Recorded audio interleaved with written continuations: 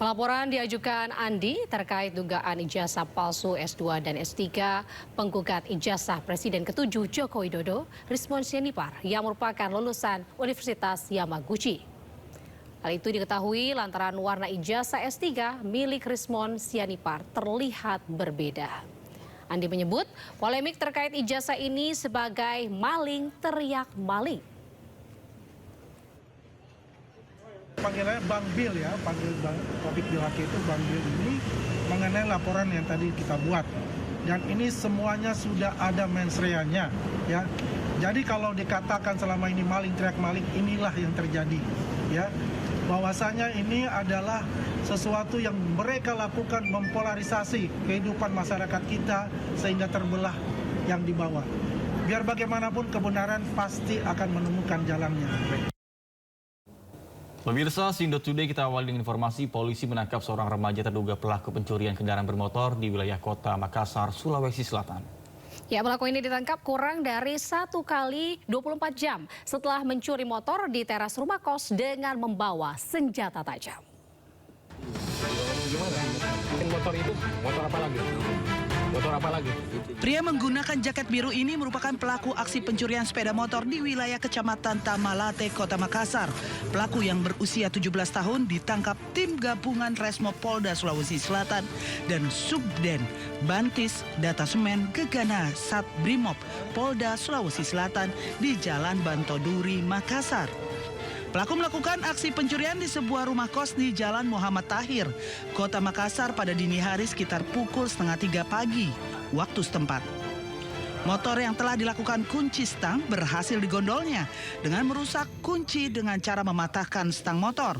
Setelah berhasil, pelaku langsung membawa kabur kendaraan tersebut ke lokasi lain. Dari tangan pelaku, anggota menyita 1 unit sepeda motor sebagai barang bukti curian. Tim gabungan juga menemukan sebilah parang tanpa gagang yang tersimpan di bawah sadel motor pelaku. Dan tersebut memasuki rumah kos yang ada di wilayah hukum Polsek Tamalate, yang mana dia memasuki kos dengan cara dan dia melihat satu kendaraan merek Yamaha Mio, dan dia berusaha untuk mengambil kendaraan tersebut dan dia bawa ke satu tempat. Itu pada saat itu dia menggunakan perkakas atau bagaimana motor tersebut dalam keadaan terkunci leher di teras? Ya, motor tersebut keadaan terkunci leher. Hasil interogasi kami terhadap terduga pelaku, dia berusaha untuk mematahkan stang tersebut dan dia langsung membawa lari barang bukti tersebut.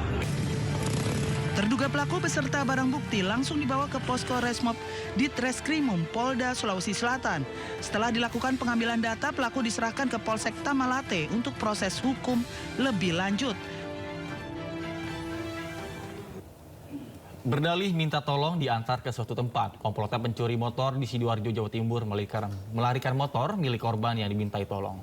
Ya, aksi penipuan para pelaku ini berhasil terungkap dan polisi menangkap 3 pelaku.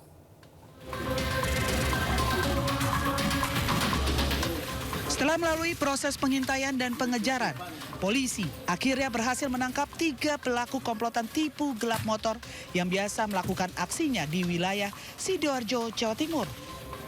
Ketiga pelaku masing-masing M usia 32 tahun, SA 30 tahun, dan FF usia 30 tahun.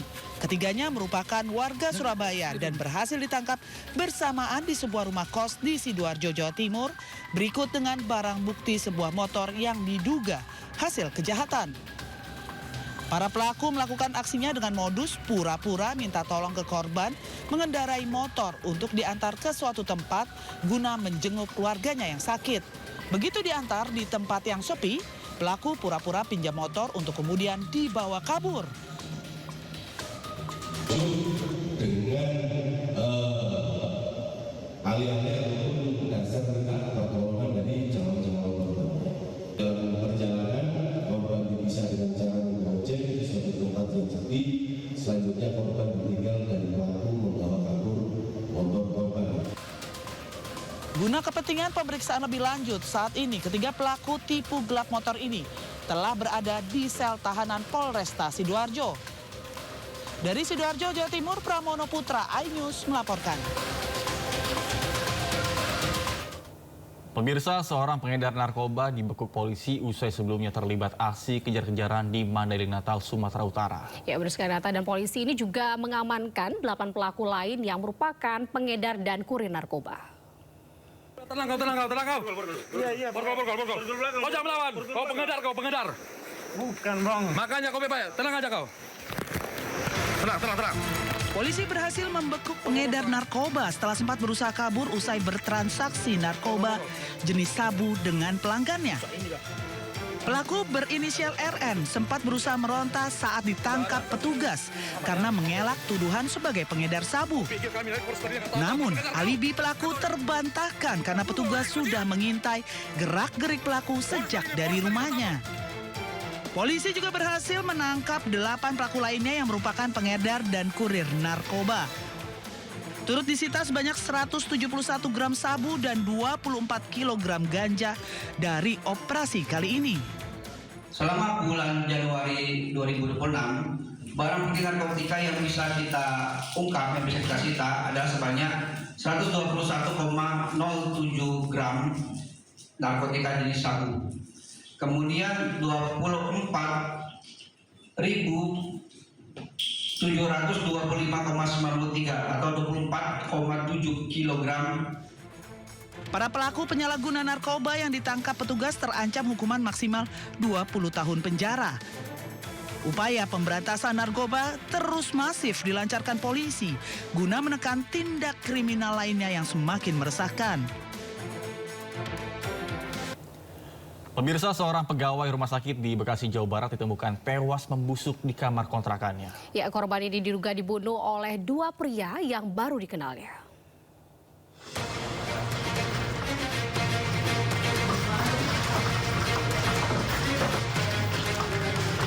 Sesosok jasad pria yang merupakan pegawai rumah sakit ditemukan tewas di sebuah rumah kontrakan di Pondok Gede, Bekasi, Jawa Barat. Diduga korban telah meninggal dunia sejak beberapa hari sebelumnya karena jasad korban telah rusak. Korban diduga dibunuh oleh 2 pria yang baru dikenalinya. Menurut polisi, sejak awal kedua pelaku berencana mengincar barang berharga korban. Menurut saksi mata, penemuan jasad korban bermula saat 3 rekan korban mendatangi rumah kontrakan korban lantaran sudah beberapa hari tidak masuk kerja. Yang saya lihat pertama, emang yang buka pintu saya sama istri saya sama Kavi. Sama yang nyariin orang anak-anak Halim, anak buahnya apa satu kerjaannya itu cewek 3. Lah saya sampai teriak, kalau untung dek kamu nyariin, kalau nggak ada yang kamu nyariin siapa yang tahu kalau anak ini sampai busuk sampai pada rontok gimana, dia bilang gitu. Dia pada nangis semua. Adapun hingga kini polisi masih mendalami motif pasti pelaku membunuh korban. Dari Bekasi, Jawa Barat, Rahmat Hidayat, iNews melaporkan.